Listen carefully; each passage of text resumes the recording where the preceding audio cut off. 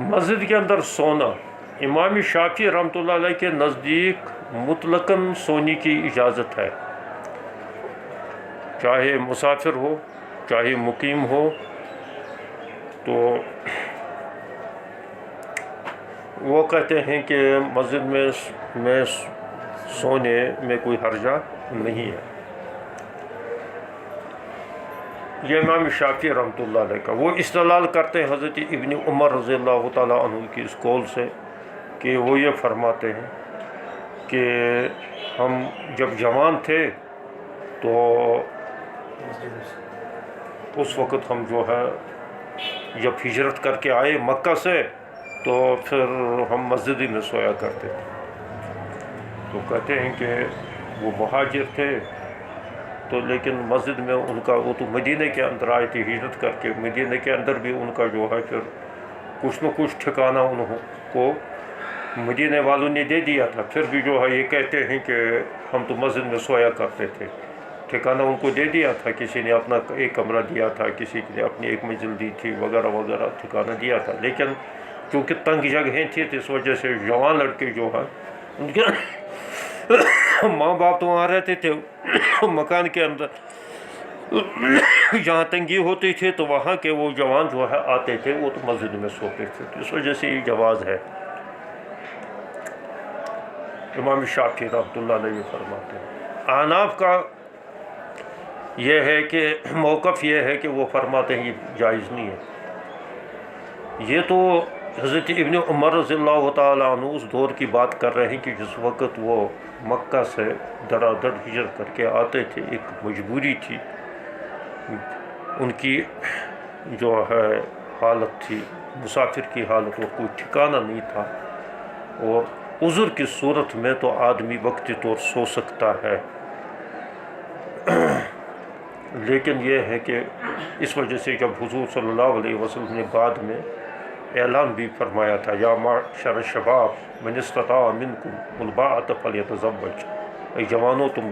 گھر کو بسایا کرو، تم بھی اپنا انتظام کرو، شادیاں کرو کہیں، تو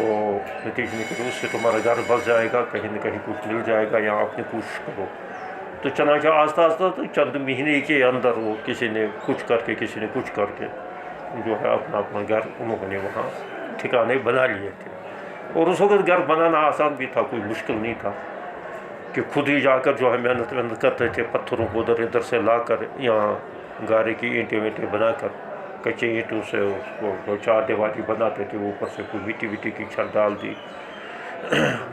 10 دن 20 دن کے اندر جو ہے ان کا گھر تیار ہو جاتا تھا۔ ایک کمرہ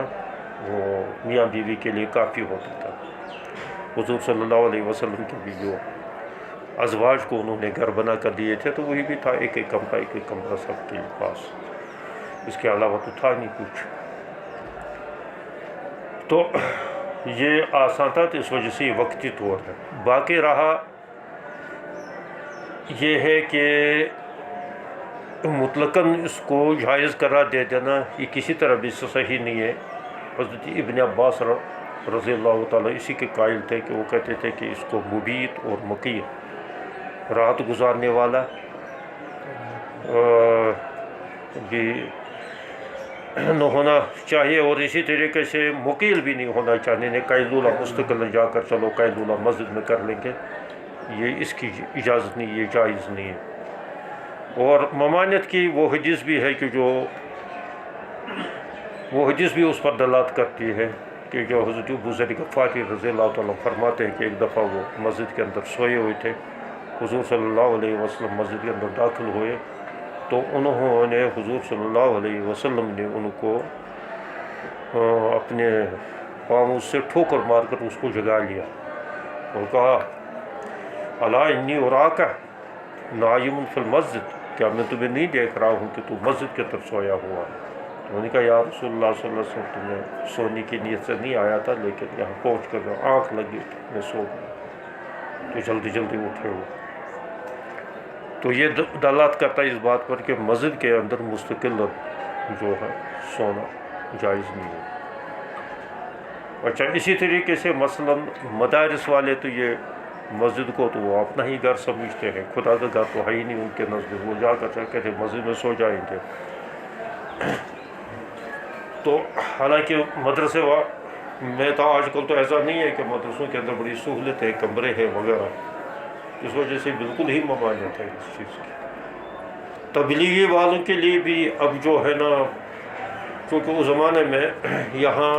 عرب کے اندر آج بھی مسجدوں کے ساتھ متعلقات مسجد، مثلا کمرہ کوئی ہال بنا ہوا، یا جیسے یہاں ہمارا حمام ہوتا ہے، یہ خارجی مسجد ہے، اس کے اوپر کوئی ہال وغیرہ بنا لیتے ہیں۔ یہ طریقہ کار دوسرے ممالک کے اندر، عربوں کے اندر نہیں ہے۔ اس وجہ سے تبلیغی کے لیے بھی وہ اپنے آپ کو کہتے ہیں ہم مسافر ہیں، تو لہٰذا مسافر کو اول تو مسافر کیا ہے، وہ یہاں سے سوپور جاتے ہیں، سوپور سے بارہمولہ جاتے ہیں، بارہمولہ سے سری نگر آ جاتے ہیں، تو پھر اپنے آپ کو مسافر سمجھتے ہیں، حالانکہ یہ مسافر کہاں سے ہوگا۔ اور پھر جو ہے مسجدوں کے اندر اپنا ڈیرا جما لیتے ہیں، اور وہیں رات بھر گزار لیتے ہیں، تو یہ بھی جائز نہیں ہے۔ تو انہوں نے کہا کہ اصل تو ہمیں جو ہے وہاں مرکز سے وہیں پر ہمارے لیے مسجد الاٹ ہو جاتی، مرکز سے جن کو مسجد الاٹ ہوتی نا، تو فلاں مسجد جاؤ، فلاں مسجد جاؤ، تو وہ سمجھتے ہیں اب تو یہ ہماری جاگیری بن گئی، تو جیسے ہم کریں گے ویسے، جیسے ہماری مرضی ہے ہم ویسے کریں گے۔ تو حالانکہ یہ جو ہے نا مستقل، ہاں اگر کوئی آج کل جو ہے نا کوئی مسئلہ نہیں ہے، کوئی مشکل نہیں ہے، مطلب کوئی مسافر ہو کہیں جائے تو آرام سے جو ہے مسجد میں کیوں سوئے، وہ تو کسی جو ہے ہوٹل میں جا کر ہوٹل کو لے لیں، کمرے کو کرائے پر لے لیں، وہاں سو جائے۔ تو مسجد میں سونے کی جگہ، تو مسجدوں کو سونے کی، سوائے اس میں مستثنا ہے معتکف، تو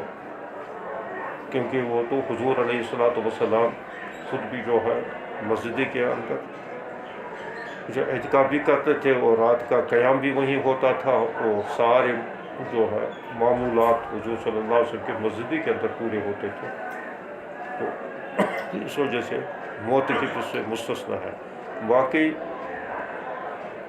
بلا وجہ جو ہے ویسی ہی سہولت کے لیے مسجد میں جا کر سونا یہ جائز نہیں ہے۔